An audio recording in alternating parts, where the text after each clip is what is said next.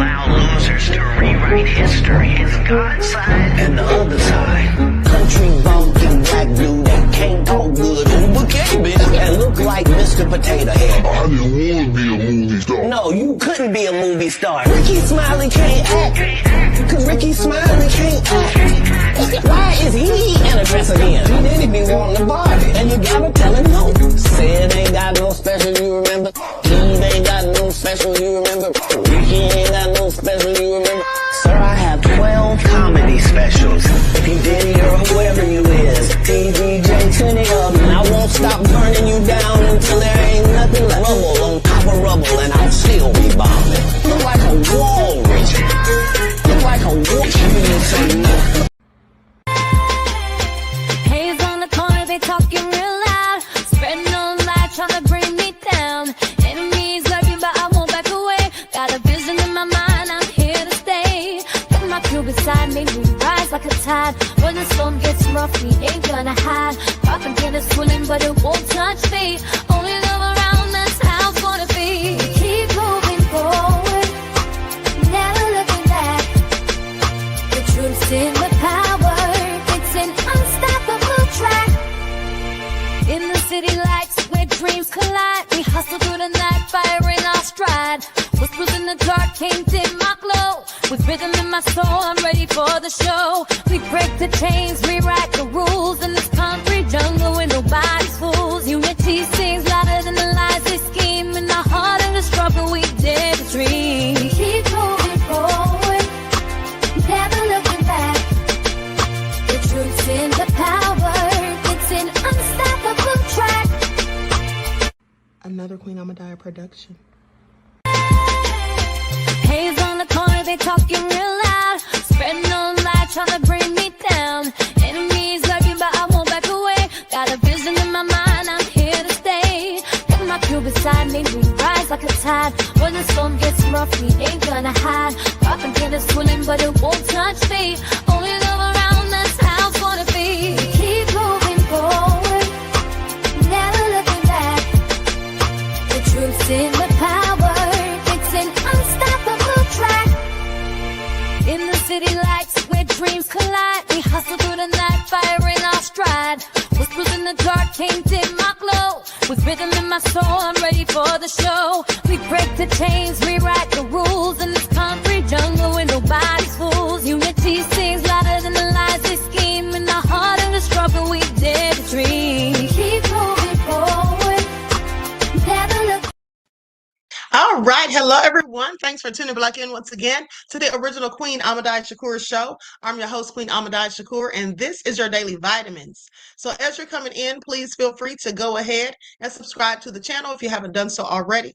Be sure to click that notification bell and click the word all so you're notified each time the Queen Goddess goes live. Okay, so let's get ready to get into it.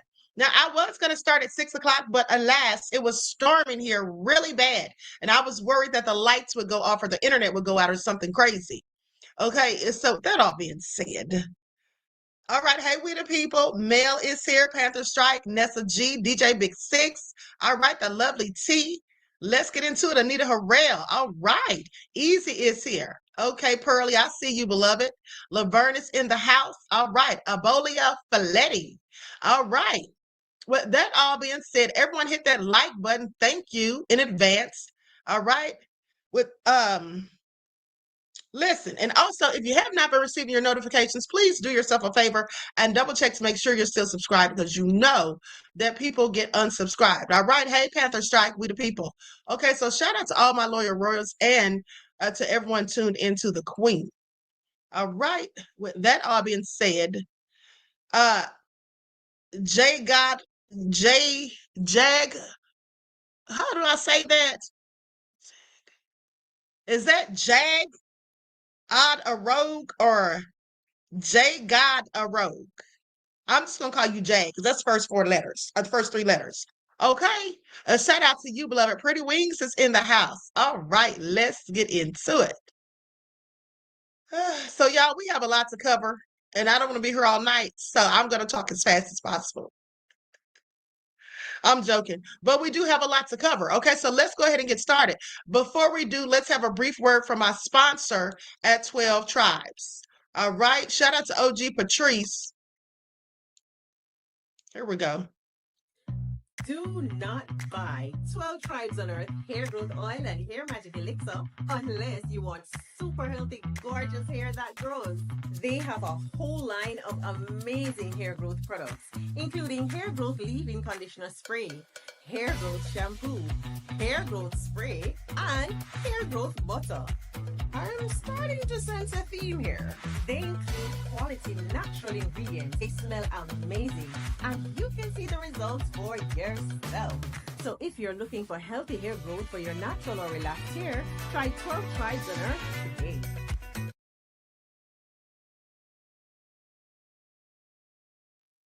Okay, Bronze Flat Power Goddess in the house. All right.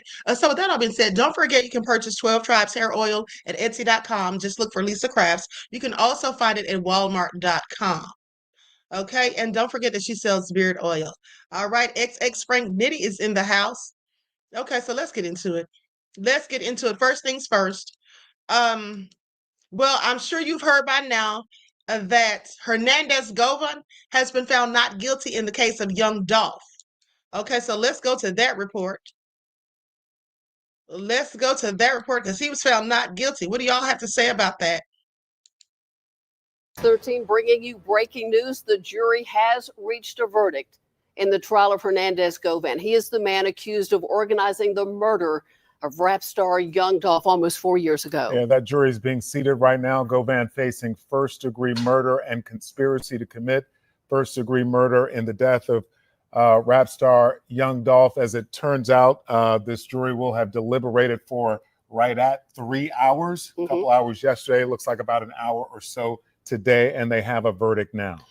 Just a moment ago, the judge, Jennifer Mitchell, told the courtroom that if you cannot control your emotions, you need to step out right now. She said, we absolutely will not tolerate any outbursts. So just setting the stage for people on either side who are in that courtroom, you got to keep it calm and cool.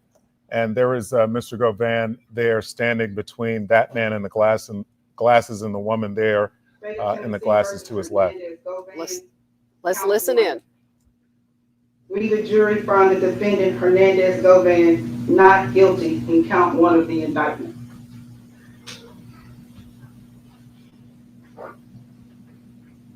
State of Tennessee versus Hernandez Govan, count 2. We, the jury, found the defendant Hernandez Govan not guilty in count 2 of the indictment. Ma'am. Court's in session. Ma'am. Ms. Johnson, is this your verdict? Is this your verdict? Yes. Is this your verdict? Yes, ma'am. Is this your verdict? Yes. Is this your verdict? Yes, Your Honor. Is this your verdict? Yes. Is this your verdict? Yes. Is this your verdict? Yes, Your Honor. Is this your verdict? Yes. Is this your verdict? Yes. Is this your verdict? Is this your verdict? Ladies and gentlemen of the jury, I want to thank you for your service this week.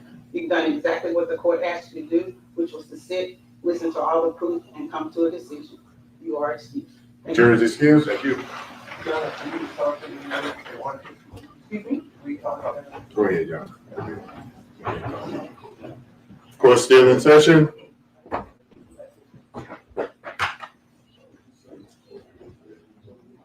Tearful, watching Hernandez Govan hug his attorneys, fight back tears, not guilty on both counts. Yeah, and we had talked about prior to this, Hernandez Govan was offered the opportunity to take a plea deal. We wondered if he might rue the day that he did not accept the plea deal. We know the answer to that now, no, because he has been found not guilty of the murder of rap star Young Dolph and the conspiracy to commit the murder. Basically, the prosecution said he was the one who set it all up. The jury said no. The jury did not agree. And what's interesting, too, is the prosecution had testimony going for about 2.5 days. And the defense, they only had about an hour where they presented their case. Apparently, that hour was enough to convince. Okay, well, they said he didn't do it. What do you guys think? At the end of the day, thank you, Jared, for your kind words, and you love my commentary. I appreciate you, beloved.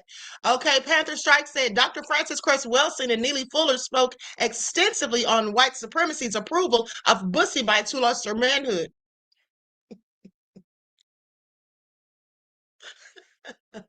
Why did you say bussy bites? Are you serious?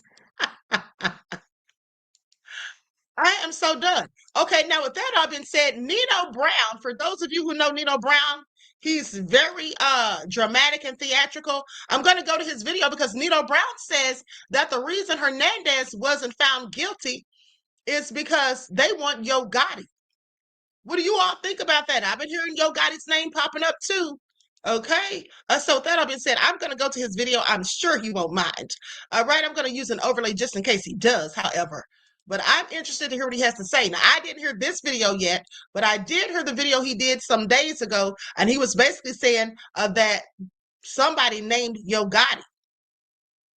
All right, so with that all being said, let me find an overlay real quick. Here we go. Girl, the state don't want Hernandez Govan. The feds want Yo Gotti. Through all the evidence, through all the cooperation, with that goddamn defendant, the murder suspect pointing a finger at Hernandez Govan, through all the surveillance, through all the cars being parked across the street that they used to go to Makita's cookie shop to do the crime, Hernandez Hovan walked right out of that courtroom a free man. Check this shit out. Ladies and gentlemen, have you reached a verdict?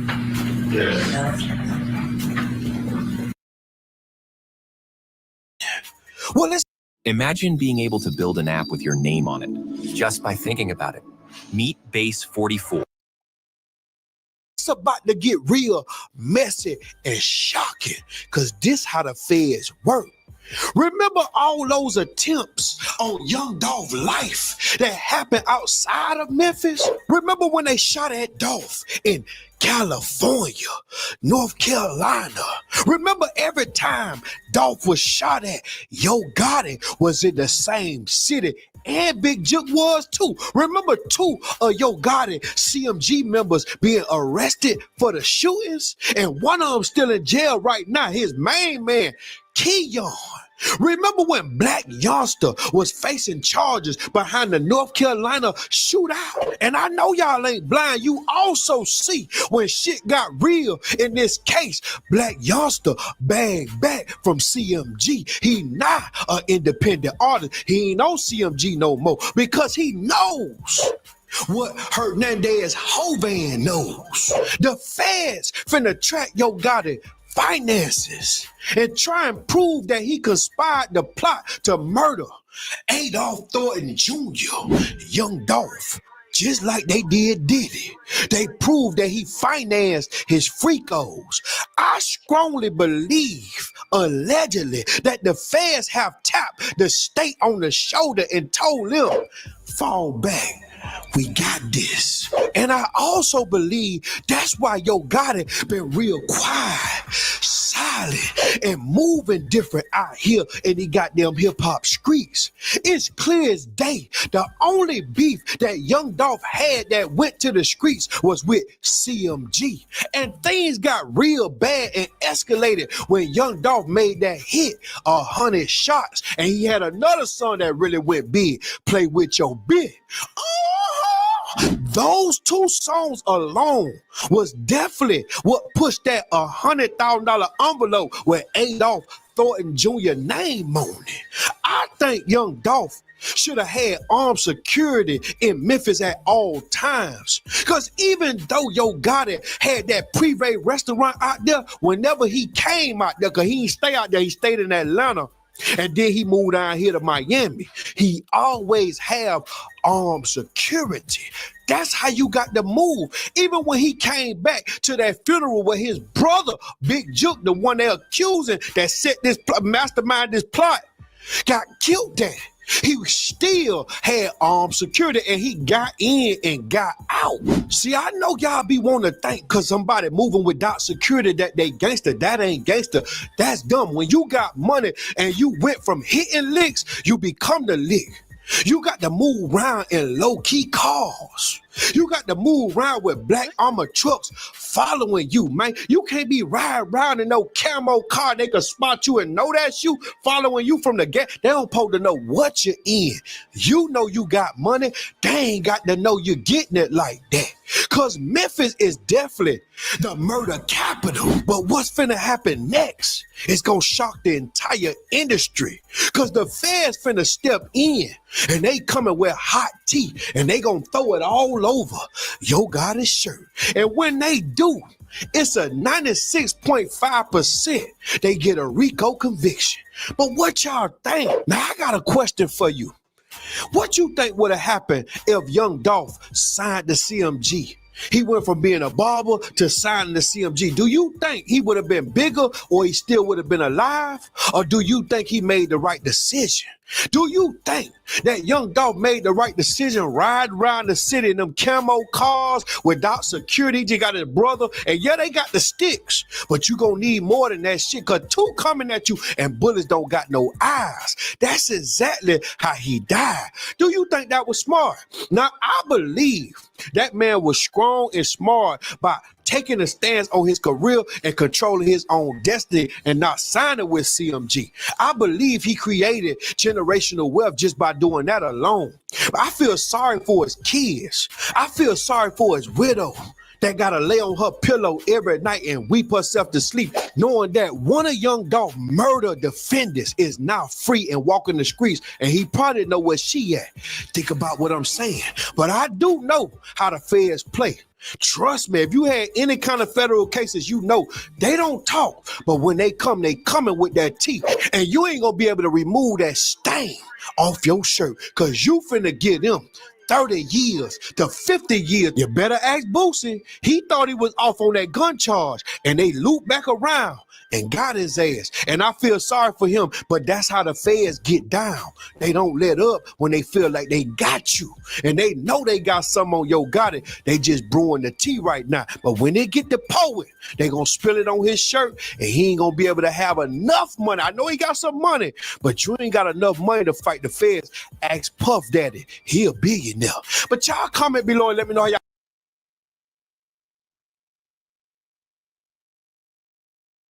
Well, y'all heard that.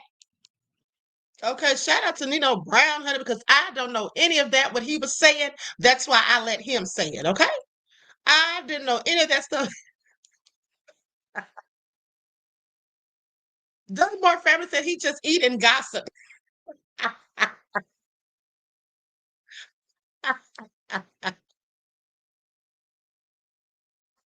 Y'all are terrible. Panther Strike said the feds never let up on black folks. Okay. DJ Big Six said basketball numbers. All right. You already know DJ Big Six football numbers. Exactly. We talking double digits. All right. Mel said he surely got a lot to say. Okay, so I'm glad he filled us all in, honey, because all that stuff that he said, I don't know about any of it. All I know is that young Dolph got shot and killed. Now, all that other stuff, the beef with Yo Gotti that's been going on for however long, I didn't have any idea about any of that stuff. Okay, I'm clearly not in the streets. Mel said, you will think he's a prosecutor. Especially when he said the feds told the state, sit back, we got this. Okay, he is too much. All right, but I like his commentary. He's hilarious. Okay, so with that all being said, listen, let's get into the next order of business. DJ Big Six said, yeah, that was deep, Queen. Okay. Oh, so I have some sad news. I have some really sad news. Okay. How many of you know Judge Frank Caprio? How many of you know Judge Frank Caprio? One's in the chat. One's in the chat. That Judge Frank Caprio, he passed away from pancreatic cancer. I was heartbroken to hear it. I really send my condolences and prayers to his family. He was such a good person. At the end of the day, I really, really hated to hear that today. Okay, so we're gonna get into it. We're gonna get into it. I'm gonna put this overlay on here because even though it's the news, they're showing something from his show. He was the compassionate courtroom judge seen by millions, whose rulings changed so many lives for the better. I think 9:59 is close enough to 10. Matter is dismissed. Thank you. For 40 years, Judge Frank Caprio would hear cases on his Providence, Rhode Island bench, along the way earning millions of fans and the reputation for his compassion in the court, saying he treats each case with kindness, understanding, and dignity. Guilty or not guilty? What do you say? Guilty. Guilty. In later years, his hit TV show, Caught in Providence, put his humor and heart on full display. Do you feel so bad that you want to help her pay for it? Not that bad. Not that bad. He wasn't always so compassionate. His first day on the bench, his father proudly watching on. Caprio was tough on a young mother who hadn't paid her parking tickets. That didn't sit well with his father. He said, Frank, she had 4 kids. Now suppose she can't feed the kids tonight. You weren't brought up that way. The moment would change the course of his life and the lives of so many. Day on the court set the tone of my judgeship of over 30 years. His family sharing the news of his passing following a courageous battle with pancreatic cancer. He was 88 years old. What a legacy there. Yeah. Just an amazing man and such an important reminder. Always remember what people may be going through. Absolutely. Well, he had one of the worst cancers you can get, which is pancreatic cancer. That takes you out of here really quick, like less than a year. Okay, and here's a message before he passed away. Then we're going to get into this whole thing with what's his name, Lil Nas X, just clout chasing. That's what I think it is, clout chasing. Clearly, in my humble opinion. Last year, I asked you to pray for me, and it's very obvious that you did, because I came through a very difficult period. Unfortunately, I've had a setback. I'm back in the hospital now, and I'm coming to you again, asking you to remember me in your prayers once more. And so I ask you again, if it's not too much, that you can remember me in your prayers. I'm a great believer in the power of prayers.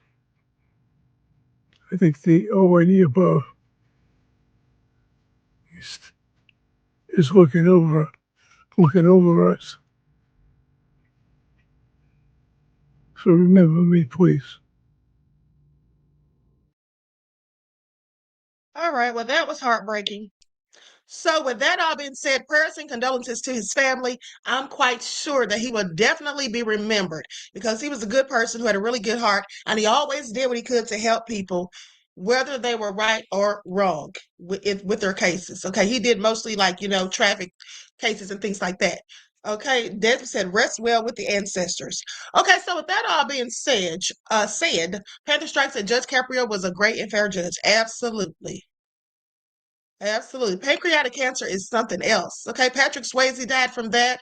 Aretha Franklin. Desmond, my condolences to your grandmother who also had that, beloved. Okay, so now with that all being said, I don't want to start crying up here. Okay, I don't want to start crying. So let's move right along and let's talk about this low down, dirty, nefarious Lil Nas X. Now they're saying that he supposedly had OD'd. Is that what they say? I think it's all just him clout chasing as usual. Okay? Lil Nas X roams the LA streets in tidy whities and was hospitalized for possible OD. Do they mean OCD? Because that's more like it. So anyway, they said he was at a bazaar. He was hospitalized after a bizarre scene. Now, I'm not going to show this freak because he's out there in these tidy whities and some cowboy boots. I'm not even going to show it. But anyway, he was strolling down the middle of a major street early Thursday morning, wearing only his underwear and cowboy boots. Okay, TMZ Hip Hop obtained video of the Old Town Road rapper nearly naked and floating aimlessly down Ventura Boulevard at 4 a.m. in the morning. Now, someone driving past him recorded him, okay, they recorded Nas, who reportedly pointed at the camera and muttered something about heading to a party, and at one point placed an orange traffic cone on his head. This is all a mess. So our sources say others in the Studio City area noticed Lil Nas and thought the whole thing was weird enough to report it to the police. As it turns out, several people in the area have reported it to LAPD that they saw a nude man walking in the road. Now we're told that officers responded and found him still walking down the middle of the road, and after they say Nas charged at them. See, crazy. Charged at the police. They subdued him and put him in cuffs. Okay, officers told paramedics it was a possible overdose and Nas was transported to a hospital.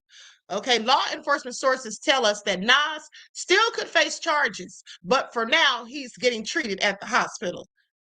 They said they reached out to his rep, but so far, no word back. Lil Nas, sit down somewhere. Okay? Sit down somewhere. It's probably all staged. All right? Now, I don't know that it was, but I wouldn't put it past him. Pretty Wing said he doing all he can to get back on top of the charts. Okay? Hold on. Somebody said, Kiara Diamond said, was he with Tamar? You know, right? The shenanigans of it all. Okay, Rockstar says Lil Nas hasn't been in any headlines in a while. Clout demon. That's exactly what I think it is. Remember, last time I saw him in the headlines was when he did that blasphemous thing about Jesus. Remember that? Acting like a whole fool. Okay, he needs to sit down somewhere. He needs to sit down somewhere. Queen Sam said that's what he wanted to happen. Cuffs and them tidy whities. Okay.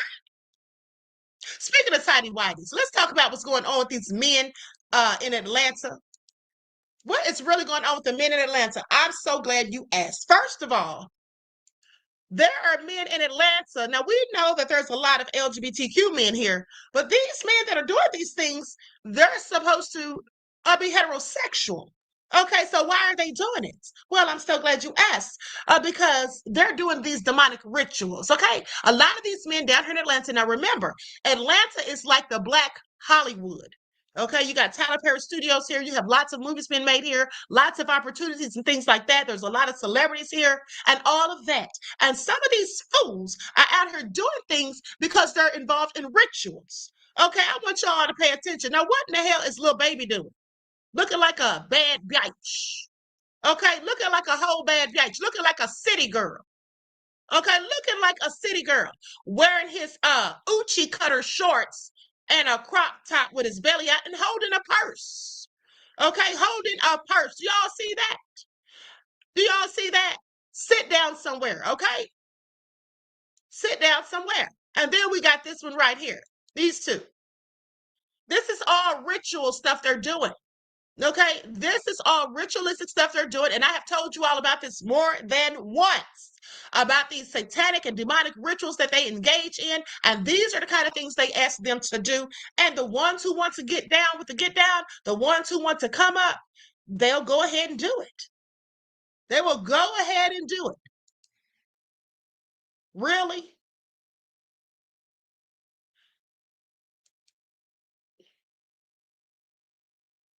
Supposed to be heterosexual. Okay? Now I want you all to pay attention. Now, why else would these supposed heterosexual men be doing these things? Okay, it's absolutely nefarious at the end of the day. What are their parents thinking right now? I have several questions, beloved. Okay, thanks for speaking on this, Queen. You're welcome, because it's all too much. I'm so glad that I am not in the dating game. Okay, I don't have to deal with this kind of stuff. And here's the thing. Okay, Miss Mississippi said the devil is a lie. All right. Denise said they don't believe hell is real until they wake up there. Exactly. And that's where they're going to wake up. Okay. Now, let me show you all a video of a young man who claims that he actually saw the devil. Okay. Or a demon. And they were trying to get him to do one of these rituals. See, this is not a game. People want to sit up here and do all this stuff for riches and fame and fortune, all that stuff, but you're going to pay the cost in the end. It's not even worth it. But I guess to them it is. I guess to them it is. They don't know about the spiritual realm that you're going to end up in after you leave here. Let's talk about it. I'm going to play this video where this young man talks about what happened to him. And here's the thing. Now, this is nothing new. This has been going on in Atlanta for quite some while. It's been going on in Hollywood and the music industry in general, but specifically in Atlanta. If you all remember, a few years ago, I showed you footage or showed you pictures of other Atlanta rappers who were doing the same thing. Okay, like Young Thug. All right. And some of them, they'll get an Usher. Okay. Wearing what he wants to call a kilt. Only problem with that is Usher's not Scottish. Diddy himself wore a kilt once. Okay. And he's not Scottish either. All right. Please pay attention. At the end of the day, this is all ritualistic stuff. And they're doing this because that's what's required of them. It is part of the humiliation ritual that they have to do, which is demonic. Okay, they have to do these things to get where they're trying to go. And hey, if it's worth it to them, go right on ahead. Wait, you had an encounter with the devil? Yeah, I got booked for a photo shoot. They took me all the way up this mountain. I was on top of the mountain. We finished the photo shoot. They have OD cars. They got a 3-seater McLaren. They got a Ferrari. And I'm asking them, like, how y'all get all this money? They're like, we do demonic rituals. I'm laughing. No, you don't, bro. I'm like, how you get this money? Don't put me on. I'm trying to get like y'all. Like, nah, we do demonic rituals. I say, so what type of demonic ritual? He say, the Illuminati never talked to you. I'm laughing. I'm still laughing at him like, bro, you playing a game. Like, he like, bro, no, for real. Leonardo DiCaprio do all the initiation. I'm like, what? I'm like, who is that? What is you talking about, gang? Keep it PG-13. He was basically saying, either you let him peg you or you do oral and you'll get whatever you want. If you want to be the next big actress, next big whoever, I can take you to somebody. And all you gotta let them do is just do what they want to do to you, just for a night. Do some gay, basically do some gay. They doing all this, I'm trying to call my Uber. We on top of the mountain though, so I don't got no service. The people who booked me left. After they leave, I'm in the car with the other dude that they called up to have a photo shoot with me. I get in the car with him in a 3-seater McLaren. On the way up, we go all the way up, like in the swivel, like all the way around the mountain. Yeah. On the way down, we take a right. So he not going the same way that we came up. So then that's what I try. I'm like, take me to go get some McDonald's, gang. He said, we're not gonna take you to get no McDonald's. We spent all this money to get you up here. This face change, gang. In front of me, you see Venom, like yeah, like Spider-Man. Yeah, from Spider-Man. Kind of like that. Probably about this wide. Face change. I'm like, what the? Like it's probably about like right here. Like see somebody morph into something. Yeah, it's like that. It threw me all the way off. We in the 3-seater McLaren, so it's like a button you gotta push to get up out of there. Gotcha. He smack our mailbox. So now he hit the button and he get up out of there. He hit the button and get up out of there. I see the button, I'm getting up out of there too. I hit the button. Guess what? It's a mailman come out of nowhere. I run up to him, I'm like, hey bro, let me get in the back of your truck. He looking at me like, what the hell? No. I look at him, I'm like, bro, just let me get in the back of your truck. Bro. Like, please, just take me down. Take me down to the bottom. Please, just take me down to the bottom. It was God, he took me down to the bottom. Like, people on camera, you ain't gotta believe me, I don't care. I really saw this. I believe it. And it made me, that's what made me know that the devil and God was real.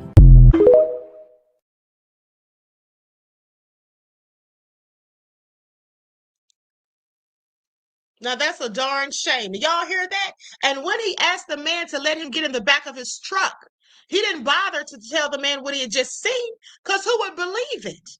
The average person wouldn't believe it. They would think he was crazy and definitely wouldn't have given him a ride. So he couldn't tell the man why he was running scared.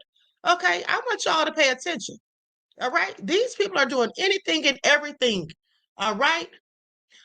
Sharon, thank you for becoming a member, beloved. I appreciate you. Peace, love, and blessings. Remember, Mark, verse 34 to 38. I'm sorry, 36. Mark 8, verse 36. For what shall it profit a man if he shall gain the world, the whole world, and lose his own soul? Or what shall a man give in exchange for his soul? That's the 37th verse. I want y'all to pay attention. What will they give for their own soul? Well, they will do anything they can to get money, fame, and fortune. Okay? They act like they don't have to go somewhere when they leave here. It's all crazy and nefarious. And the thing is, those same demons that they pledge allegiances to so they can get where they're going, those same demons come back to taunt them. Okay? This is why you see so many of them, these people in Hollywood and in the music industry, hooked on illegal substances. Okay? Doing all kinds of crazy things. At the end of the day, this is why, because you end up with a life of debauchery. This is why so many people in Hollywood and the music industry are on illegal substances right now. Have problems with alcohol and all of that, because that's where the devil leads you to your downfall. And then when you're sitting somewhere in a cell, those demons are not going to come and help you, okay? Because now they've led you to ruin. Or when you're dead at an early age because somebody chose to sacrifice you so they can come up too, okay? This is what happens. This is exactly what happens. So please pay attention. Nessa said, look at Diddy. Exactly. Prime example. All of these things that people do, where are these demons when you're sitting behind bars? They're moved on to the next soul. Okay, so anyway, please pay attention. Now, with that all being said, and it is really sad, and at the end of the day, I mean, how are you walking around here with a whole skirt on, okay, and Uchi cutters and a crop top, but you're supposed to be masculine? Okay, make it all make sense. Metro Man said they're giving up. They tap into both energies. Yeah, exactly. And they have to disassociate with the illegal substances. Absolutely. Okay, so now let's continue. Likes up, everyone, please like and share.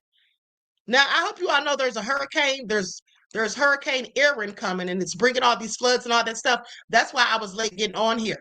Okay, like I told you, I was pouring down, raining and storming and all of that. Now, with that all being said, hold on. I want to talk about this whole thing I told you all yesterday with Amanda Seales. With Amanda Seales and this Jubilee. Let me pull that up real quick. Okay, here we go. Now, because this dude, he really was getting on my last nerve. I have a few choice words for him too. We're going to get into it. Okay, here it is. I'm going to share my screen. Because what gets me is some of these people come over here and they're always talking about what we, African Americans, FBA, whatever you want to call yourselves, they're always talking about what we should or shouldn't get and what we should and shouldn't do. As if we asked them. Trying to protest against, you guys don't ever do this. KTS. You guys don't ever do that. KTS Who is you guys? Members of the Black community that want to hold people accountable, especially Black people. So KTS Dre was shot 60 times outside of Cook County, Chicago. How many BLM members came out? You earlier said BLM Stop is about referring to me as you guys. Okay, that's fine. So, for example, we had a really good example of this where it's not a police, because I remember you said. Where are you from? Where am I from? What do you mean by that? Like, what state am I from? Where was I born? Where do you live right now? I live in Florida. I was born in Angola, though. I was born in sub-Saharan Africa. Okay. Where did you grow up for most of your time? In Maine. I lived in North America. In Maine. Yes. And what is the population of Black people in the town that you're from? It's really extremely low, but I grew up around Black people, and there was a Black community where I lived. And that Black community that you lived in, did they teach you about Black history in the United States? Like, are your parents Black American? Yeah, my mom is Black. My father is Black. No, I'm asking, were they born in the United States? No, because I wasn't born there. Oh, so you guys are all from Angola? Yes, but again, I like I told you earlier, right? Trying to protest. Sources are not. You're not able to cite your sources. In Please New York. Go sit down. Yeah, that's the truth. It's not the truth. It's not the truth. It's not the. Nothing you say is actually the truth. Nothing. You're not even American. You're not even a Black American. As the daughter of an immigrant, it is imperative that Black people from other places understand the disparate difference that they exist from Black people in the United States. It is not the same, period. And ultimately, the best effort that we can do as a diaspora is to lead in understanding, not in judgment. So when I am talking to somebody from Sudan, from the Congo, from Angola, I am listening to understand their experience, not to undermine it. And I refuse to allow anybody from Grenada, from Angola, from any other place to come and try to undermine the experience of Black Americans. Okay, Okay, now he needs to sit down somewhere. The nerve of him. And then talking about you guys. So let's talk about it. Okay, because first of all, he lives in where? Maine. Are there any black people even there? All right. So how can he talk about us? Second of all, sir, you're in our country. All right. We're indigenous here, not you. And here's the next thing. So he's talking about we don't hold each other accountable. Is that what he was saying? And then talking about the no BLM showed up to protest and all this foolishness. Let me tell you something. First of all, Angola is high in crime. And let's talk about the Civil War. See, Angola a couple of decades ago was having a whole civil war. Okay, they were going against South Africa. Okay, if memory serves me correct. All right, where were he and his family? Oh, that's right, they were here hiding out likely. Okay, Angola experiences high levels of crime, including violent crimes such as armed robbery, assault, and carjacking, particularly in urban areas like Luanda. Okay, please pay attention. There are also credible reports of human rights abuses by security forces, including extrajudicial killings and excessive force. Okay, corruption, financial crimes like embezzlement, fraud, those are very prevalent. Okay, so what's he talking about? They got the same thing going on there. They got the same thing going on there. And if he wants to talk about us and talk about black on black crime or any of the things that he was implying, why doesn't he talk about the civil war that was going on between his country and South Africa? I'm sorry, say what? Yes, he was cosplaying. He didn't even want to admit that he was from Angola. First time, I live in Maine. I'm from so-and-so, but I live in Maine. Sir, you're not one of us. Okay, please sit down somewhere. Okay, cut the cap. Okay, you just got to tell these people about themselves because here's the thing. Why are you coming over here? And first of all, he kept calling her, you guys, you guys. You know who he sounds like when he says that, right? Of course you do. Okay, of course you do. Here's the thing. If you came to this country to hide out, okay, to flee, or whatever reason you came, you don't have the audacity, or you shouldn't have the audacity to try to talk about us. Because we stand here and stand our ground and fight. That's what we do. Okay, at the end of the day, we have revolutionaries here. That's why we have always fought back for civil rights and things that we want and need. That's why right now people are talking about reparations and all of that. But you're over here, sir. You're not even in your own country trying to fight and defend them. Talking about BLM didn't show up. Did you show up? Did your parents show up for the Civil War in Angola? Did they help? All right, when they were warring with South Africa, did you do that? No. So please sit down somewhere. Okay, you see how that works? Always coming over here spewing the same wanted supremacist rhetoric that they've been colonized and indoctrinated to believe and talking hateful and crazy against us. All right, well, we over here standing on business. We didn't go anywhere, sir. The nerve. The nerve. I mean, absolutely egregious as far as I'm concerned. I'm not trying to go in on, well, yes, I am. I'm going in on him, but not Africans collectively. But at the end of the day, then you got to set them straight. Okay, because they be doing too much and saying too much. And you can't talk about us when you came here and we've been here. Okay, we've been here. We didn't leave and go anywhere. So make that make sense. I mean, it's the nerve of it all for me. It's the nerve of it all for me. But now, with that all being said, I'm glad she told him off because who did he think he was, honey? Ugh. Okay, now let's talk about Sterling K. Brown because I am so sick and tired of these scared to death Negroes. Sterling K. Brown, the actor, okay, he shares how his son handled a racial slur at a soccer game. Let's get into it.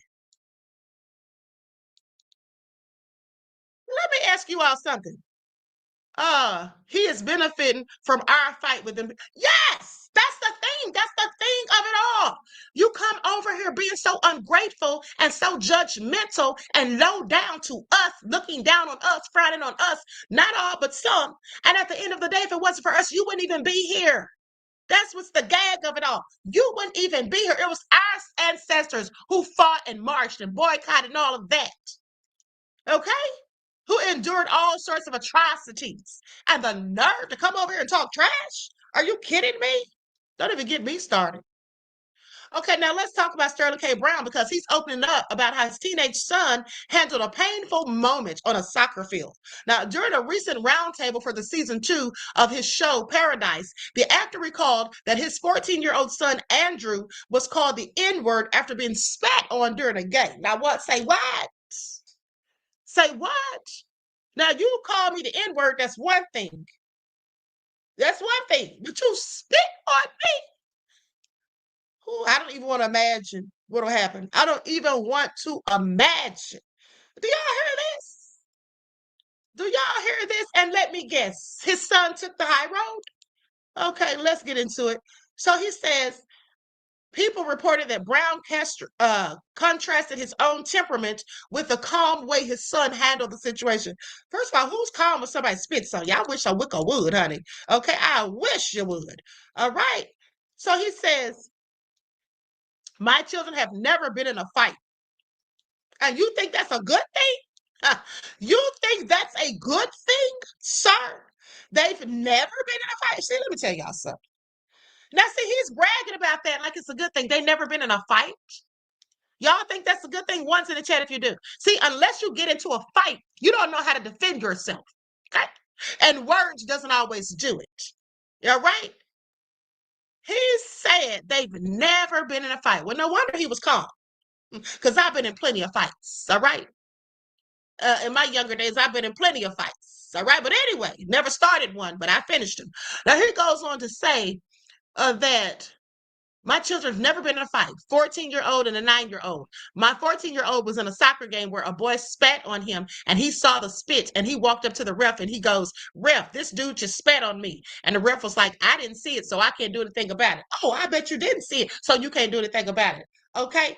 Brown continued to say, then afterwards, the young man came up to him and called him the N-word and just kind of kept it going. The ref didn't give a darn, okay, because they turn a blind eye.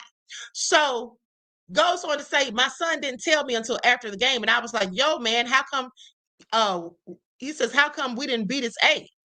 And he was like, because it wouldn't have solved anything. He already did what he was going to do. The ref didn't respond to it or whatnot. So I didn't want to make you any more upset, which is why I didn't tell you until after the game.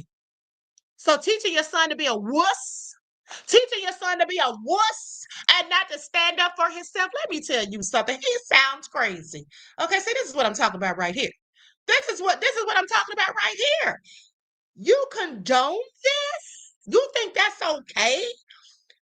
Because the son said he already did what he was going to do. Yeah, you spit on me and I'm going to do what I'm going to do. That's how that's going to work. This is all crazy. Y'all hear this? He condones this. How many of you tell your kids that? How many of you tell your kids that old Martin Luther King stuff, turn the other cheek? How many of you tell your kids that? Now, I don't condone violence by any stretch of anyone's imagination, but only if you're defending yourself or someone else. And just so you know, if someone spits on you, that's battery. That's battery. Okay? You put bodily fluids on me, I'm going to have to put your teeth down your throat. That's how that's going to work. I'm going to have to put your teeth down your throat. Okay? Or on the ground. They're not going to be in your mouth. That's where they're not going to be. It'll be a while, in fact, before you can muster up enough, okay, to spit again. All right? Make it all make sense. This is all crazy. This is all, do y'all hear this? I absolutely cannot believe what I had just read. Okay? This is all crazy. Now it says a moment that shook Sterling K. Brown as a parent. Earlier this month, Brown shared another deeply personal story in an exclusive interview with Revolt. When asked about a time he felt truly terrified, he recalled losing his 9-year-old son Amari on a beach in Australia while filming. Okay, I don't need to hear about that. But I'm just sorry. This man thinks that's something to brag on? That your son doesn't know how to defend himself? Let me tell you something. I put my sons in Taekwondo. Okay, we took Taekwondo when I was growing up. You need to be trained to fight so you can defend yourself. Okay? That's what you need to be trained to do. You need to be trained to fight so you can defend yourself. When I was a kid, listen, these kids these days are something new, I believe. Some of them, maybe most of them, I don't know. But when I was growing up, if we came home running to our mother and my stepfather and talking about somebody hit us or somebody did this and that to us and we didn't do anything, we're in trouble. We're literally in trouble. Okay? And you're telling your son that. Your son's going to be a man one day. And then what if somebody comes up and calls him the N-word and spits on him? He's supposed to just turn his head and walk off like Dr. King? Okay, this is all crazy. This is all crazy at the end of the day. I can't believe some of this stuff that, like, this just amazes me. This just absolutely amazes me. It reminds me, he seems like one of those people like Terry Crews. Remember Terry Crews when he said that man grabbed him in the biscuits and Terry Crews said his wife told him she was proud of him because he didn't respond? Oh my goodness. I wouldn't have been proud of him. If my man let somebody do that to him and he didn't do anything, ooh, he might as well stay where he's at. All right? He might as well stay where he's at. This is absolutely crazy. Okay, but anyway, I digress. Let me just get off the subject because this is all a hot mess. This is all a hot mess, you guys. Okay, so now let's talk about this lady. This woman was found dead in the forest, honey. Okay, now I want y'all to pay attention because missing California woman is found dead in the forest, and the husband flees to Peru as chilling, dragging footage surfaces. Now, this man sat there and lied and said that his wife was snatched up by ICE. This lady, he said that the ICE came and got her. That's the lie he was telling people. Let's get into it.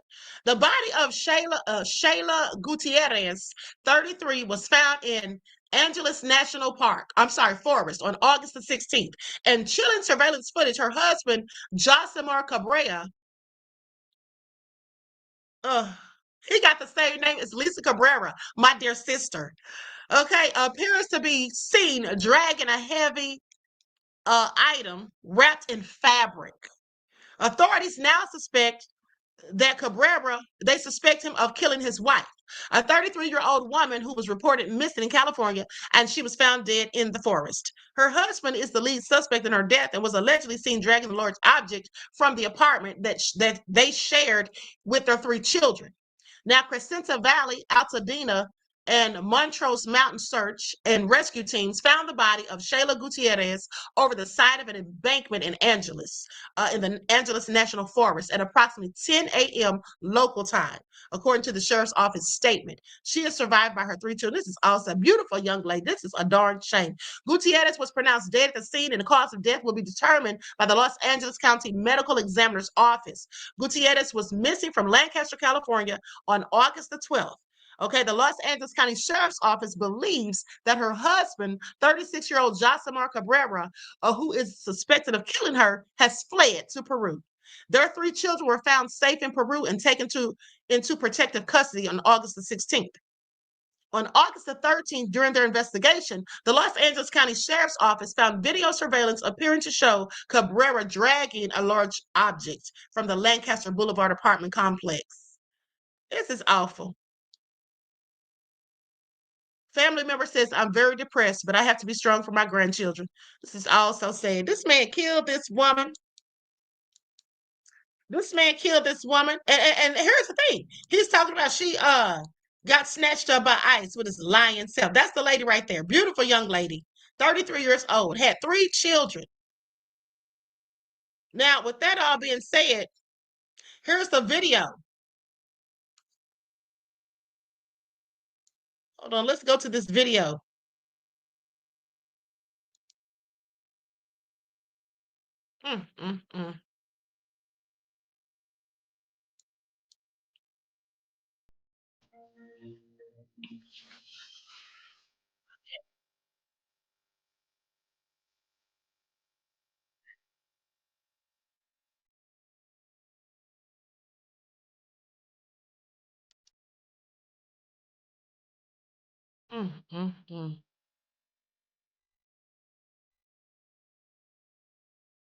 He looks like he has a body in there.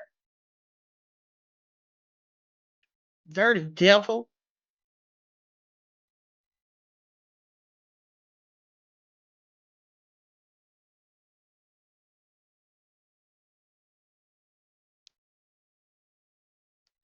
Yes, easy. That's her in that bag. Yes.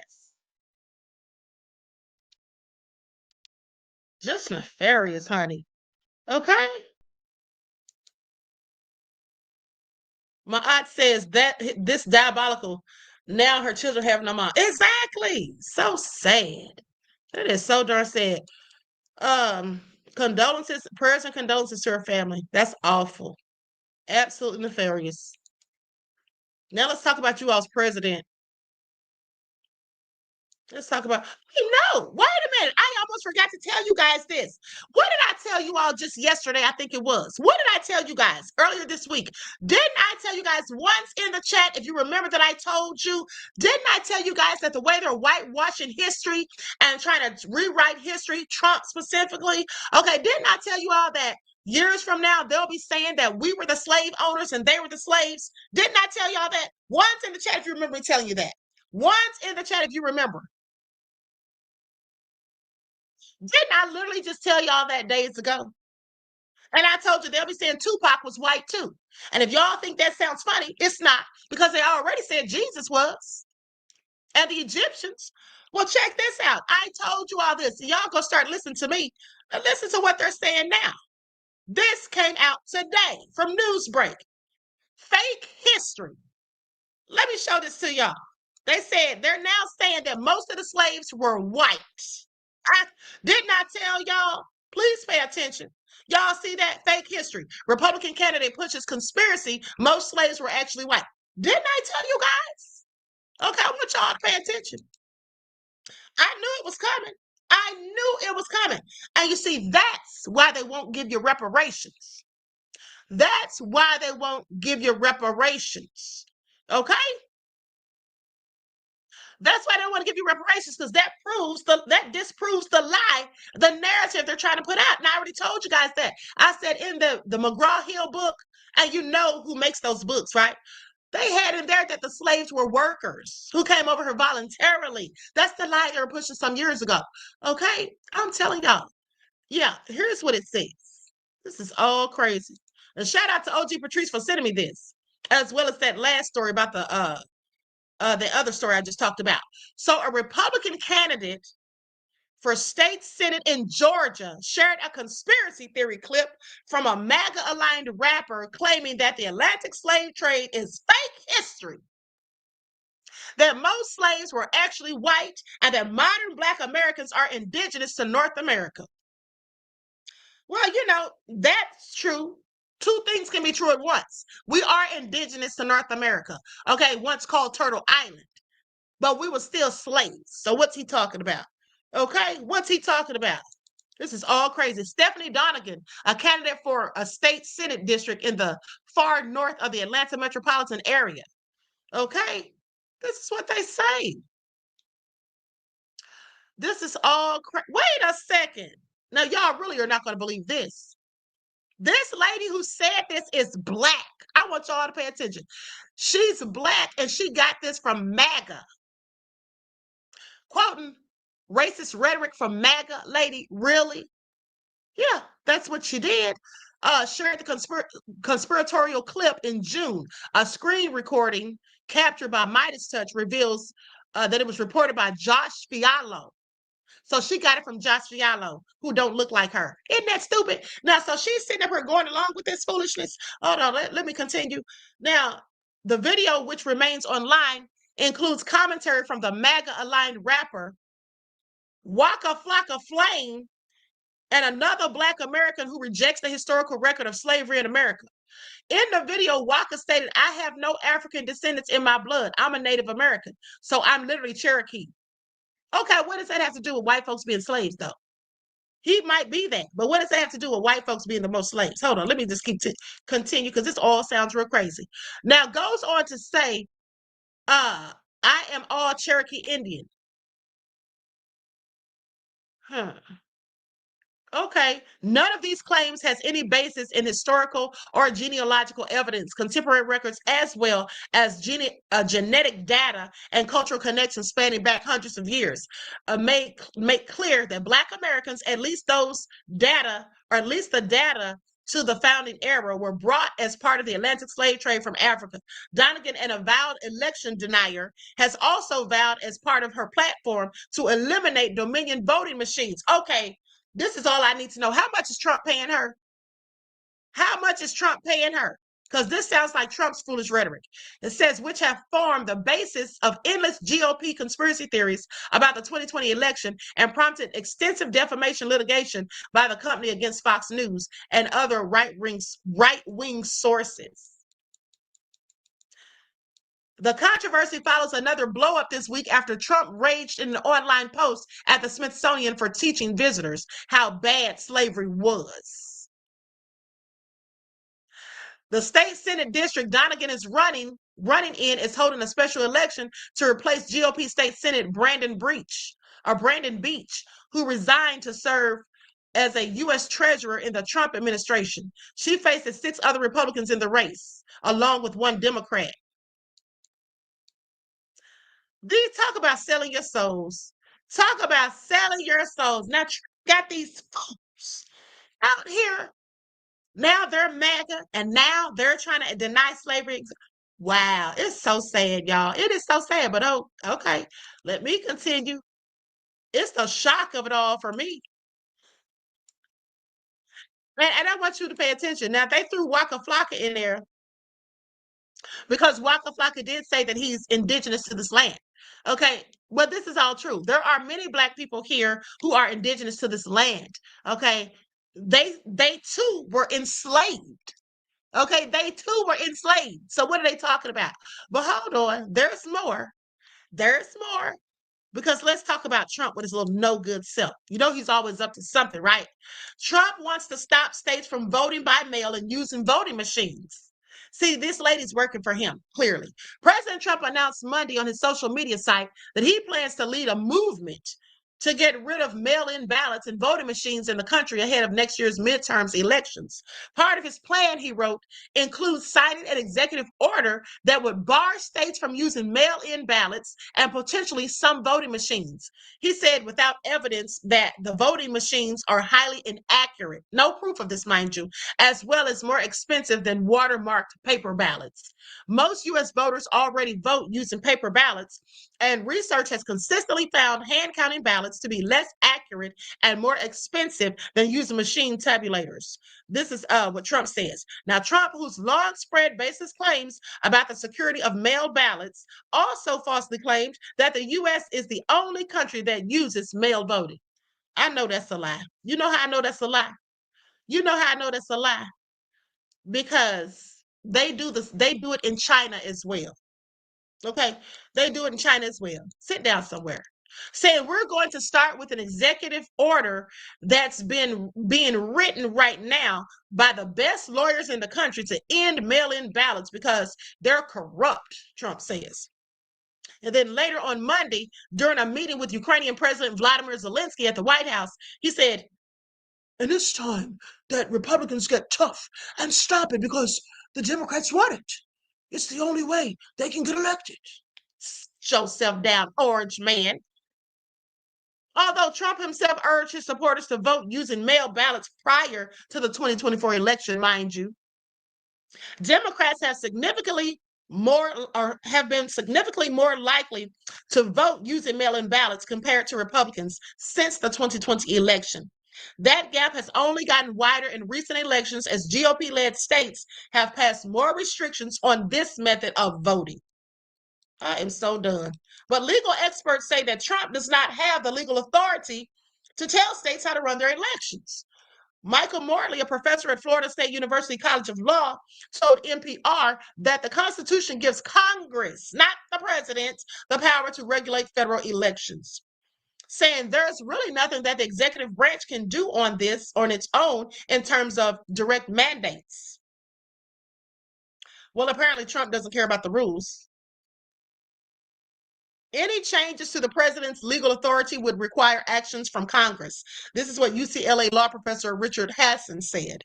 Unless the president has some theory under which he could try to ban certain kinds of voting machines or try to ban mail-in ballots by enforcing some existing federal law, he would need the cooperation of Congress.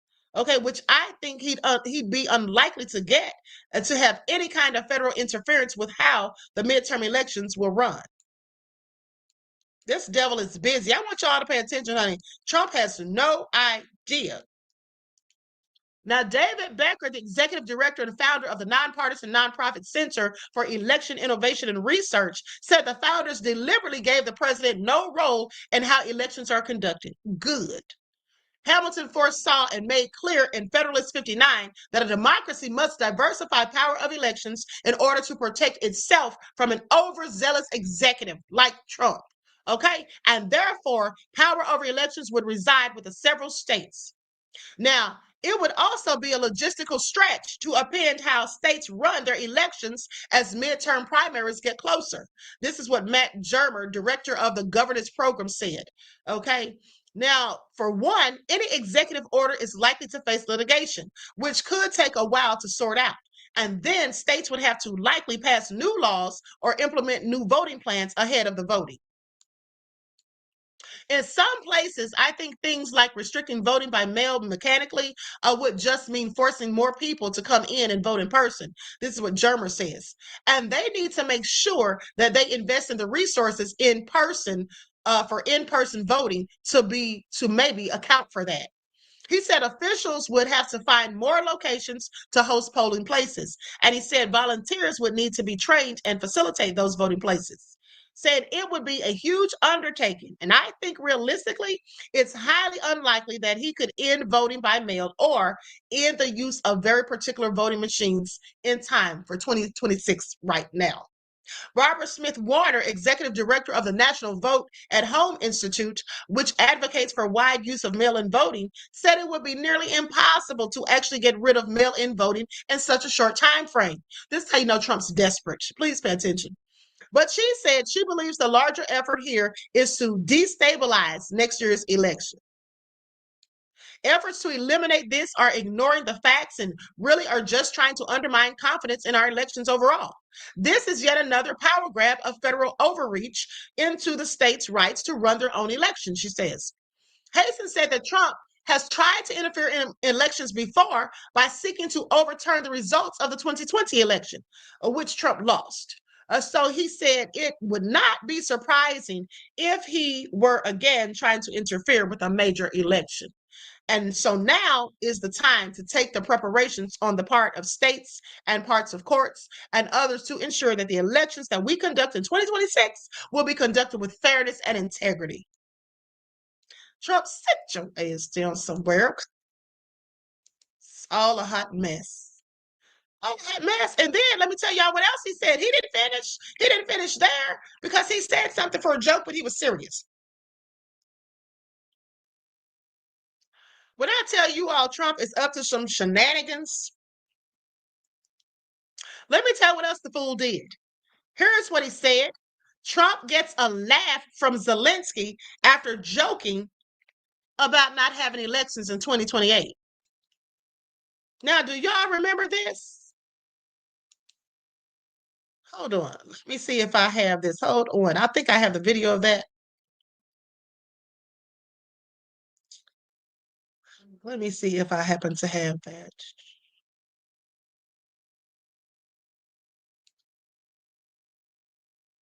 Oh, hold on. He's doing a whole lot. Hold on. Let me just send this to myself so we can talk about that in a minute. Trump is just doing all kinds of stuff, okay?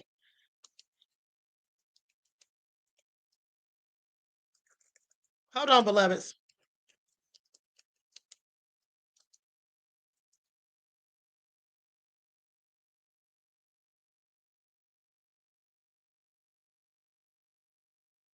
Okay, so anyway, I thought I do have that clip somewhere. I just don't know where it is. I got so many receipts.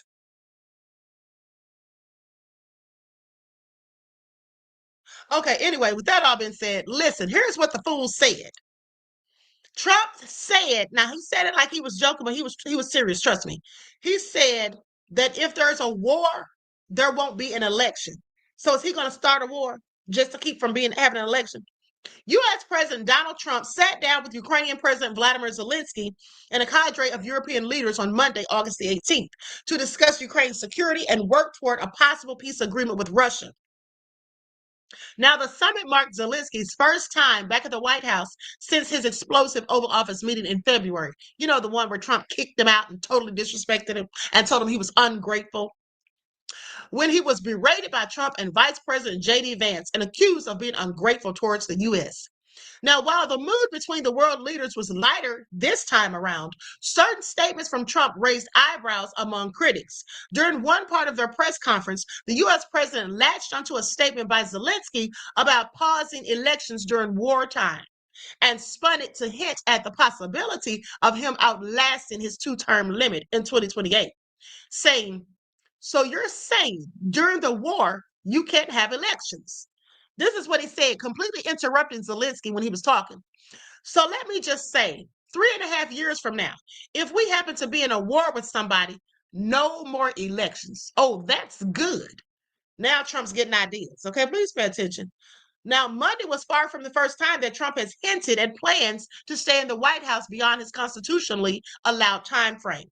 Okay, from selling Trump 2028 hats. That's what he's been doing, in case y'all missed it, on his official website, to telling Time magazine that there are some loopholes that have been discussed, okay, in regard to a third term. The president has previously insisted that he's not joking about the prospect of remaining president. Y'all hear this?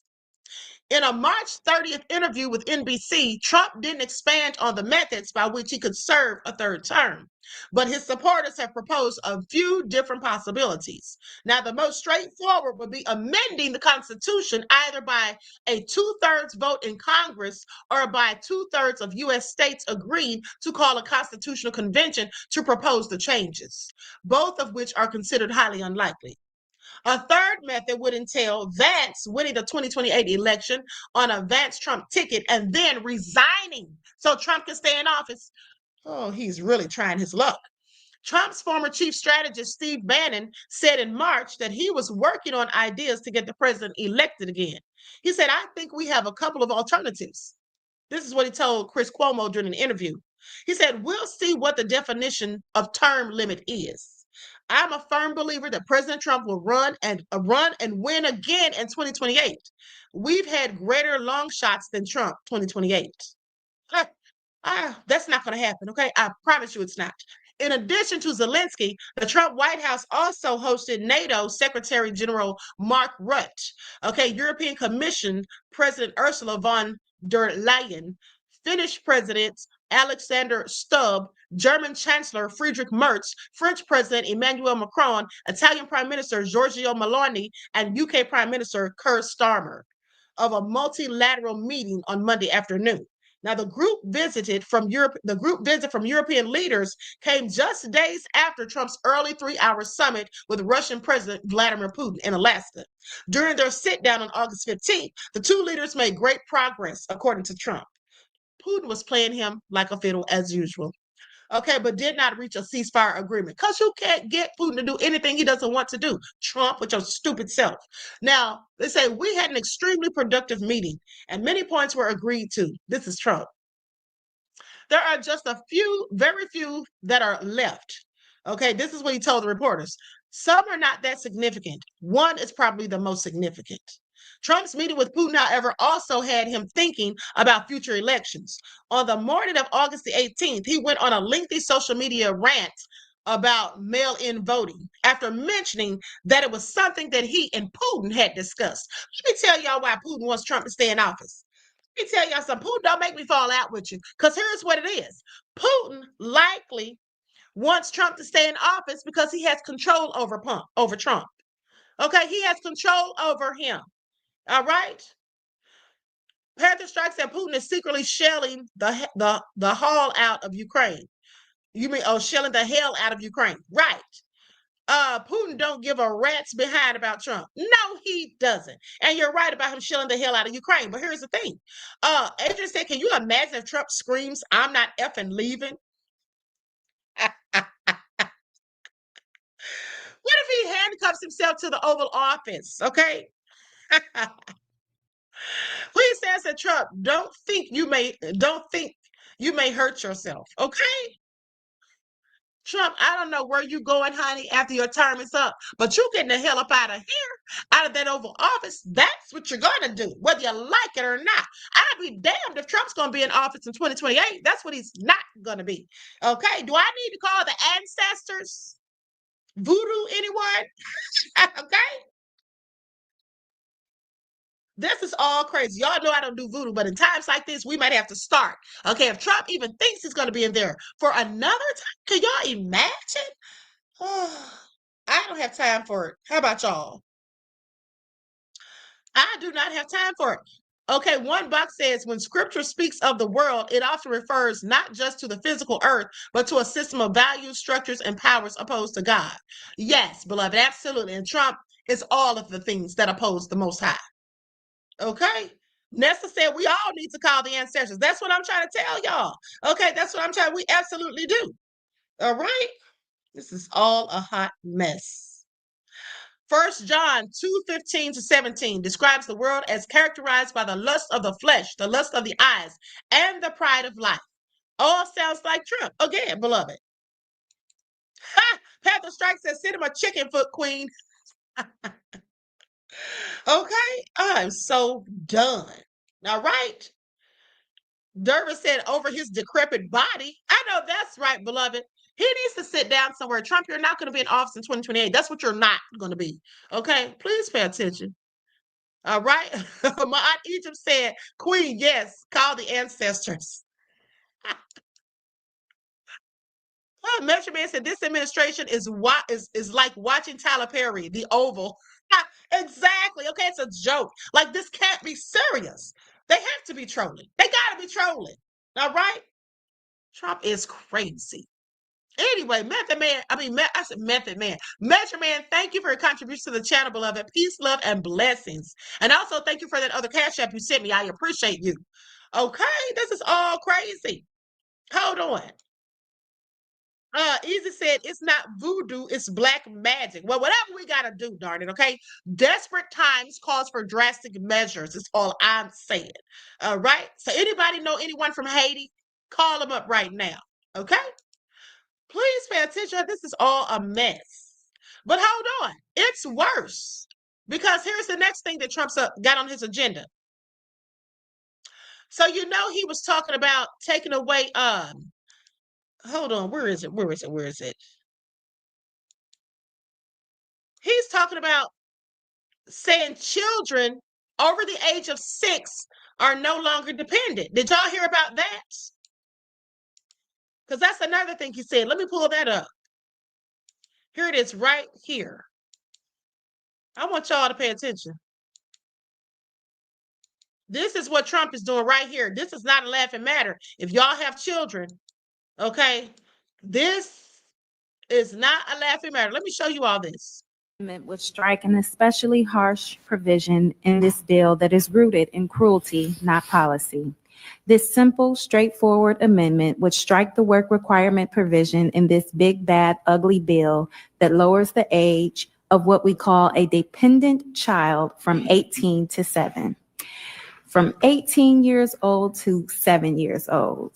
So I'm abundantly clear. We're saying that 8, 9, and 10-year-olds are no longer considered dependent children. Where did this come from?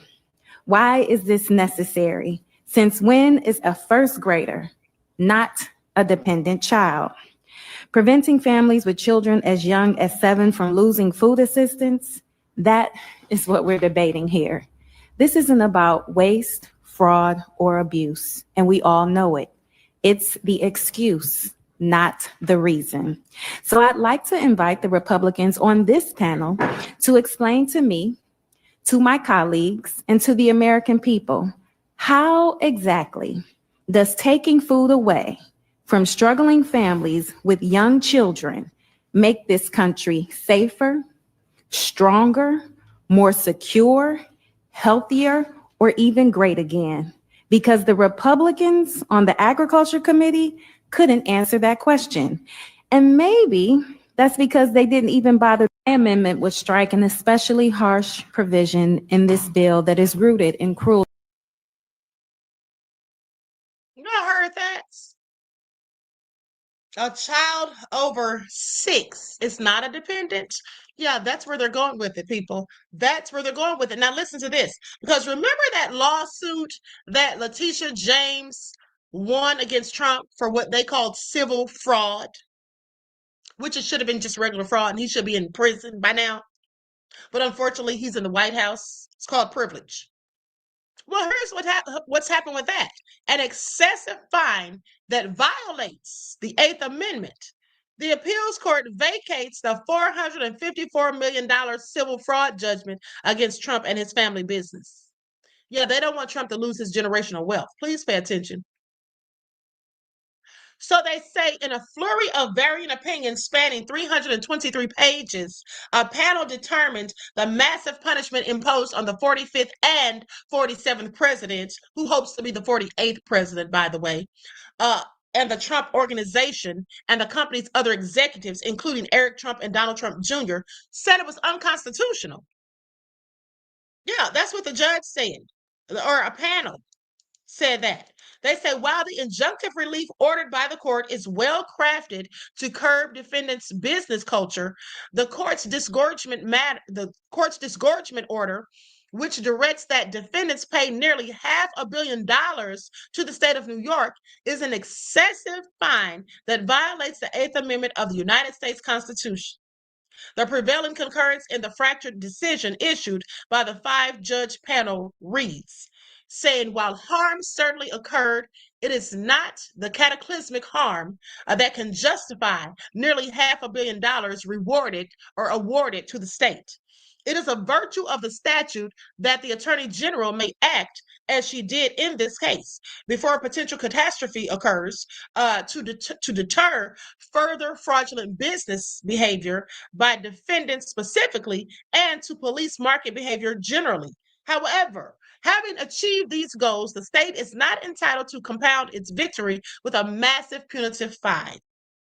Isn't that something? While extinguishing the hefty penalty against the Trump defendants, the appeals court did uphold the ability of the lower court to adjudicate the case and just as notably upheld the authority of New York Attorney General Letitia James to bring the case, saying we agree with the Supreme Court that the Attorney General acted well within her lawful power in bringing this action and that she vindicated a public interest in doing so. The concurrence by Justices Diane T. Renwick and Peter H. Moulton. They say, we also find the Supreme Court properly ruled only on claims that are timely under the applicable statute of limitations. However, we would modify the remedy ordered by Supreme Court. In what is ultimately a plurality decision, the court fails to reach a majority opinion with a controlling analysis for a course of action going forward. Instead, 2 justices begrudgingly agreed to the obscure worded decretal of this decision for the sole purpose of ensuring finality. In real terms, the finding of the lower court are being allowed to stand while the judgment is not. This will allow the parties to essentially relitigate the matters before the Empire State's final state court of appeal. Contours of that appeal are not set in stone. Justices John R. Higgins and Mary Rosado explain why they would have gone further in the defendant's favor and ordered a new trial. They say it appears that defendants are correct when they argue that Supreme Court's errors affected the conduct of the trial. Their concurrence reads that Supreme Court's error permeated the trial.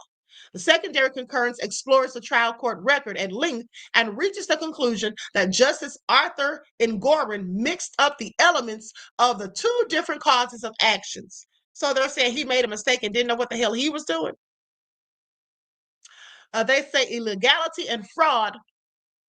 He mixed up the elements of 2 different causes of action, illegality and fraud, when issuing a favorable opinion for the Attorney General's office. Specifically, the secondary concurrence argues the trial court used the magnitude of disparity between varying real estate appraisals to determine whether or not the defendants were intentionally trying to deceive.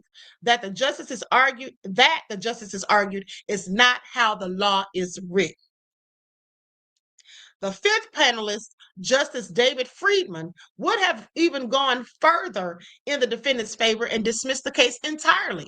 Quite a bit of 3rd concurrence is focused on politics, Friedman said. Ugh. This is all a hot mess. And here's what he says.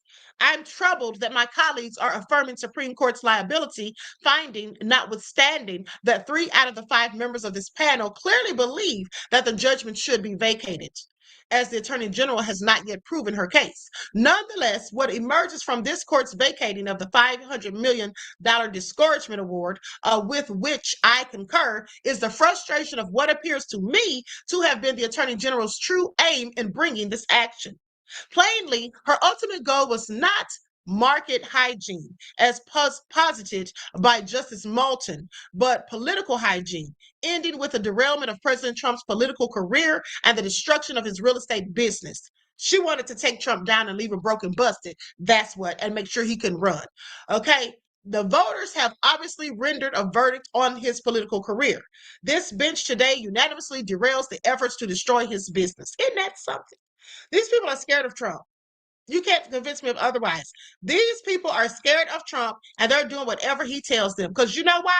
They don't want to get locked up. They don't want to get fired. Because didn't he have federal judges arrested not too long ago?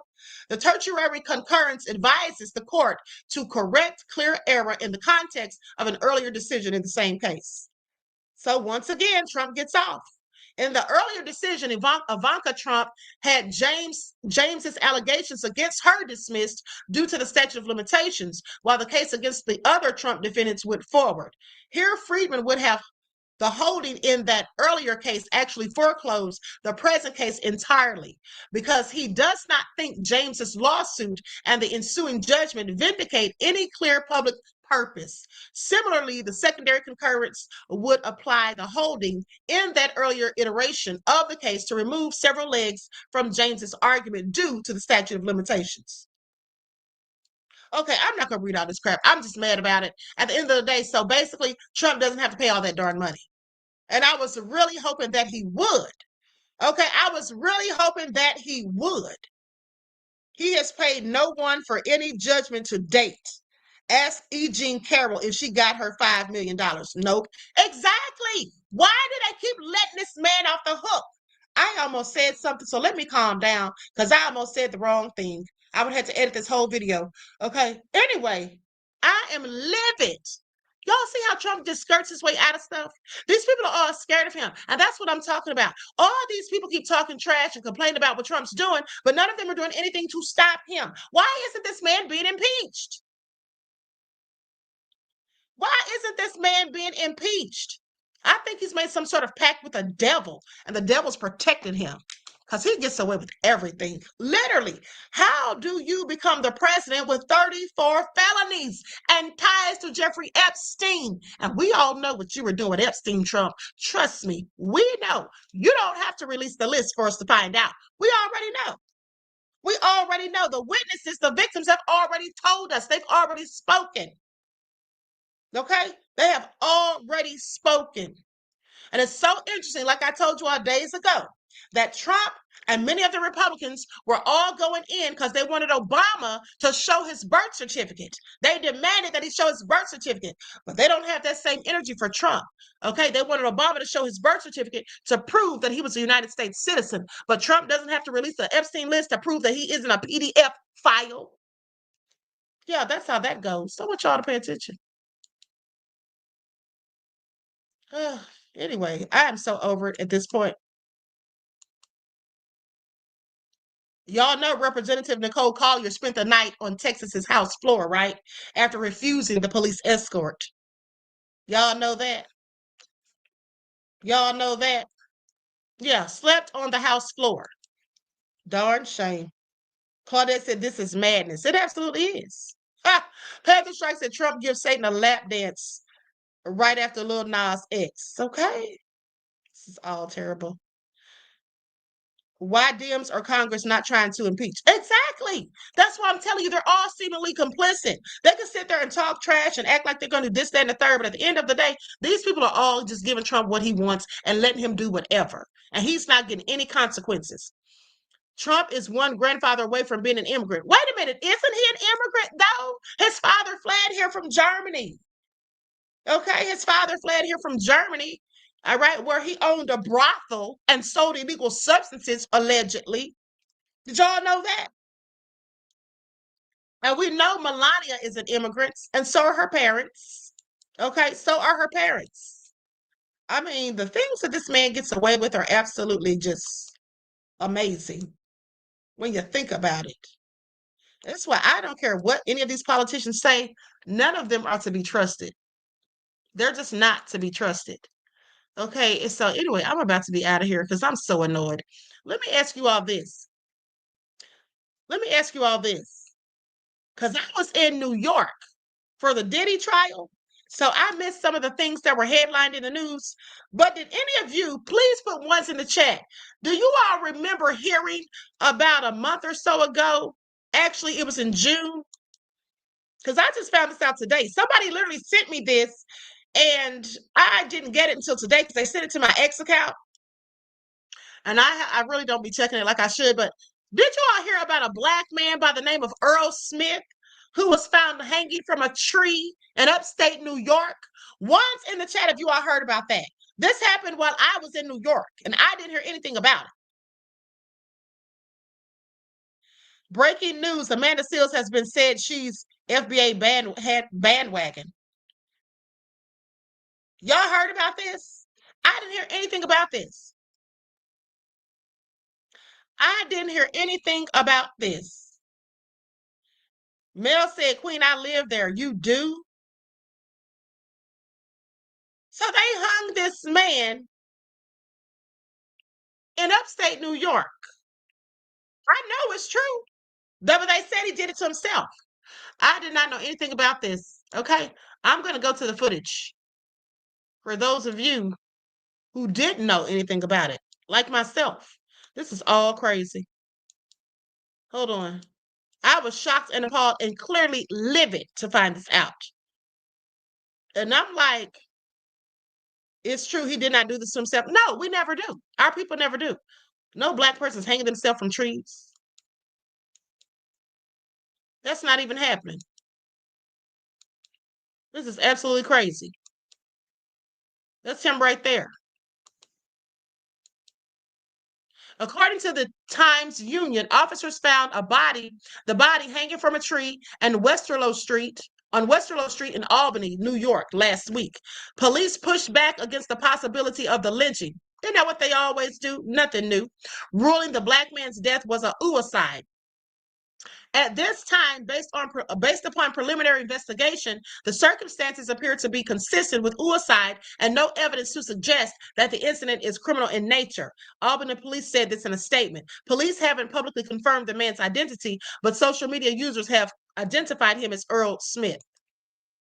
A woman identifying as Smith's niece wrote on social media saying, "This is my uncle. And again, he didn't hang himself, let alone have a red flag on him. He was a happy soul. There's cameras where this happened, and the police never asked to see the video.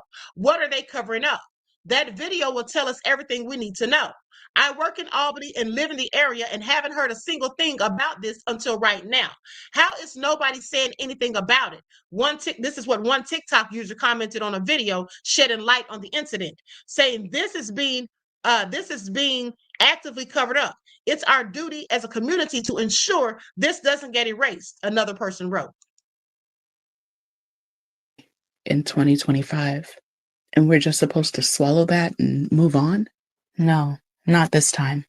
Not Earl Smith. He was 58, a father, a grandfather, a man who had just been baptized. And on the morning of June 11th of 2025, his body was found hanging from a tree in Albany, New York. And before his family could even process what happened, before a single piece of footage was even reviewed, the police said there's no foul play. It looks like that line, that's the rope now. Sterile, passive, clean. But the message is the same. Don't ask, don't push. Just move along. But let me tell you why we can't move along. Because we've seen this story before. Public lynchings used to be community events in this country. People brought their children, smiled for photos, took pieces of the victim's body home like souvenirs. Another black man hanging from a tree in 2025. They mailed out postcards of our dead bodies. And those ropes, they didn't just kill, they warned, stay in your place. And when it wasn't public spectacle, it was a cover-up. You ever heard of Claude Neal in 1934? They tortured him for hours and dumped his body near the courthouse lawn. The sheriff, he said, he must have made someone angry. You ever heard of Emmett Till? Of course you have. But how many names never made it into the textbooks because the authorities called them accidents or blamed it on the victim's own hands? And now, in 2025, after all the blood and the so-called progress, we're still here. A man was found hanging from a tree in broad daylight, and we're just told to accept it. So let's talk facts. His family doesn't believe that it was. They said that he was full of joy, full of plans, full of life. There are 3 cameras in that area, but the footage, nowhere, not public, not reviewed. In the press, they mailed out postcards of our dead body, moved on. Where else have you heard about this? Because a dead Black man isn't news. It's routine. Earl Smith should still be here. And if he couldn't be saved, then the very least this country could do is fight for the truth. But instead they zipped the bag, shut the file, and turned off the mic. This isn't justice. It's the modern-day lynching blueprint. Don't let them fucking lie to you. Earl Smith was lynched in downtown Albany in broad daylight. There is no possible fucking way within the city limits of Albany, New York, that a Black man went to a tree with a noose and a stool or a chair or something to stand on to be able to put the noose over the tree, put his head through the noose, and then kick out whatever he was standing on from underneath it. And they're going to sit there and tell you it was a suicide? They're fucking lying. Racist fucks. I went to school in Cobleskill, and there were students that would brag about wanting to do a lynching in Cobleskill, which is less than a half hour from Albany, New York. Don't let them fucking lie to you. Upstate New York.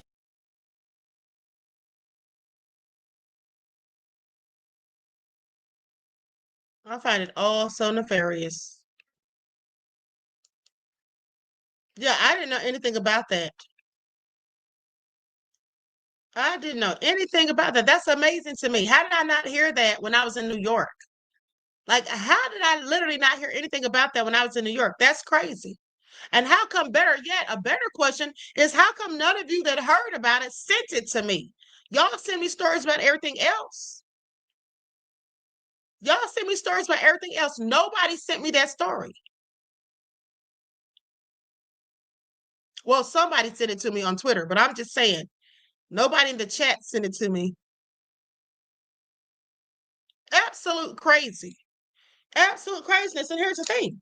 This is 2025. But with the way things are going, it seems like it's 1925. Please pay attention. Okay, this is absolute madness.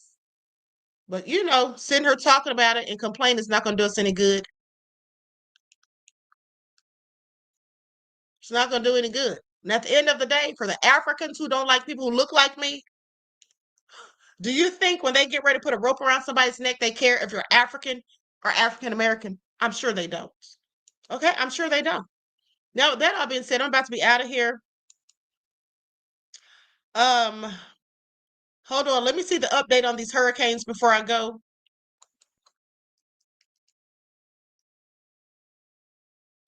Likes up, everyone, please like and share.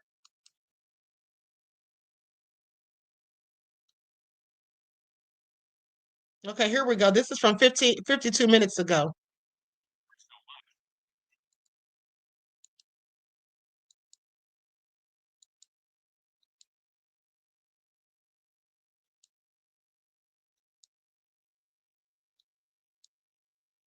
Banks, the impacts of Hurricane Aaron seen in these storm surges bringing floodwaters onto hard-hit Hatteras Island. Waves crashing high onto the stilts, propping up homes right on the shoreline. Water flooding in as neighborhood streets are washed out, even as crews are already out by the beaches to repair flattened sand dunes. Video from the now closed-off Hatteras Island showing a rising ocean punching right through sand dunes. Steve Nelson owns a hotel on the island, now a safe haven for residents who didn't follow evacuation orders. It has withstood Category 3s. We built it and engineered it to withstand a Category 4.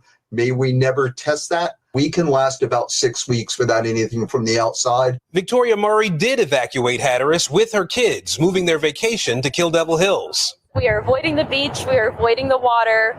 We've been thankful that we haven't experienced any power outages, but we were prepared for that just in case. I'm worried about losing my beach houses, yes. 96-year-old Carol White Dillon, who we met yesterday inside the evacuation area, rode out the worst of the storm. We spoke again tonight. And how are you feeling today? I'm tired, emotional, but it could have been worse. I could have lost those two buildings that the water was hitting. Double red flags still posted all along the Outer Banks, a warning to stay out of the water.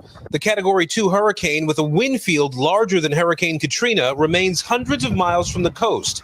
Its winds tonight impacting the Northeast from the Jersey Shore to southern New England. Streets flooded on Long Beach Island in New Jersey, where the governor today declared a state of emergency in anticipation of Aaron's wrath.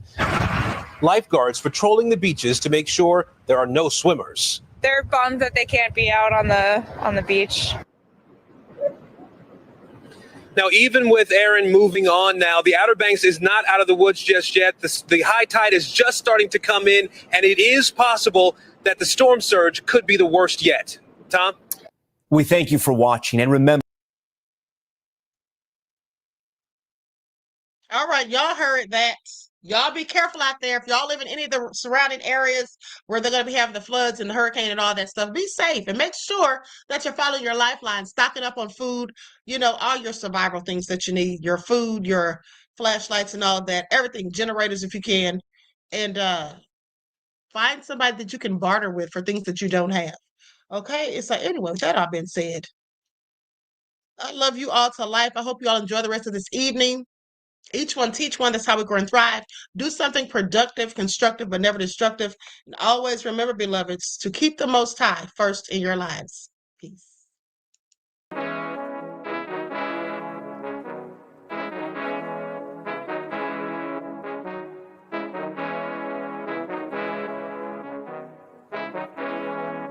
Hey, yo, Nick, hit him with that flavor. Gold all in my skin, God all in my blood. Kings all in my circle, you touch one of mine and you're done. They show no love for the queen, why you hating on me? Is it cause I'm free and I got Malcolm X in my jeans? I got dreams like King Luther, shed blood like Kunsa. You ain't helping my people, I ain't got nothing to say to ya. I want all the smoke like hookah. Talking reparations, America won't be great until they give us compensation. I'm like, I'm the hottest right now. That's See right. A bunch of lames out here trying to jock on my style. They be doing too much. I'm the queen, it's too easy. It's like they all at Popeyes, how they be talking so greasy. I just sit back and laugh while these haters get madder. So nefarious how they don't want my pockets with cheddar. I tell them they can do better. These snakes in the grass can leave a bite on your ass, cause y'all be trusting too fast. I got my foot on the gas, other one on they necks. Dropping receipts on haters, you better show some respect. I'm never facing regrets, we only facing the threats. Running through every challenge like a relay, break no sweat. It's a cold game, so I got that blanket with me. Now that my people awaken, ain't no going to sleep. I do not play by my piece, this time I'm playing for keeps. You talking slick, but when I see you like them ends, we gon' meet. And I got gold all in my skin, God all in my blood. Kings all in my circle, you touch one of mine and you done. They show no love for the queen, why they hating on me? Is it cause I'm free and I got Malcolm X in my jeans and I got gold all in my skin, God all in my blood. Kings all in my circle, you touch one of mine and you done. They show no love for the queen,